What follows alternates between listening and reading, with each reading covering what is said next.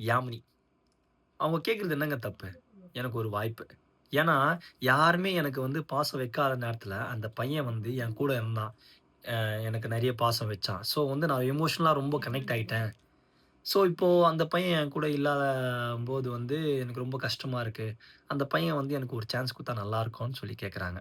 இதுல என்னங்க தப்பு? நம்மள வேணான்னு சொல்லி போறவங்க மத்தியில, நம்ப தான் வேணும்னு சொல்லி கேட்கிற பொண்ணுங்க வந்து கிடைக்கிறது வந்து ரொம்ப கஷ்டம். ரொம்ப கஷ்டம் தெர்ல, சொல்றேன். பட் அந்த மாரி ஒரு பொண்ணே வேணான்னு சொல்றீங்கன்னா, எனக்கு சத்தியமா என்னன்னே சொல்ல தெர்ல. அந்த மாரி ஒரு பொண்ணு, ஏன் ரெட் ஃபிளாகாவே இருக்கட்டுமே!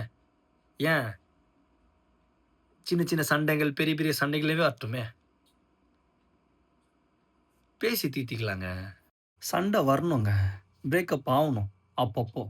அப்பதான் வந்து லவ் ஸ்ட்ராங் ஆவும். ஒரு கனெக்ஷன் கிடைக்கும். அதுக்குன்னு சண்டை வருது. ஐய்யயோ! நான் சும்மா சண்டை போட்டுன்னே இருக்கா. ஏதாவது ஒண்ணு பேசினே இருக்கா, திட்டினே இருக்கா. அது பண்ணாத, இது பண்ணாத, இப்படி இரு, அப்படி இரு. அது இதுன்னு சொன்னா கூட இல்ல. அதெல்லாம் வந்து ஒருத்தர் ஒருத்தர் அண்டர்ஸ்டாண்ட் பண்ணிக்கணுங்க. பேசி தீர்த்திடணும். நம்ம அத பேசி தீர்க்காம ஒருத்தன ஒருத்தன பாரமா நெனச்சோம்னா இப்படிதாங்க பிரிவோம். பிரிவு தான் வந்து அதுக்கான கரெக்ட் ஆன்ஸரான்னு என்ன கேட்டீங்கன்னா, இல்லங்க. முடிஞ்ச வரைக்கும் சால்வ் பண்ண பாருங்க. அப்படி சால்வ் ஆவல, இதுக்கு மேல உனக்கும் எனக்கும் ஒத்து வரலன்னா, அப்போ பிரிஞ்சிருங்க. வேணான்னு நான் சொல்லல. பட் இவன் என்ன பிரிஞ்சுட்டானேன்னு சொல்லிட்டு அந்த கஷ்டத்துல இருக்காங்க பார்த்தீங்களா? அது பையனா இருந்தாலும் சரி, பொண்ணா இருந்தாலும் சரி. அந்த கஷ்டம் வேணாங்க.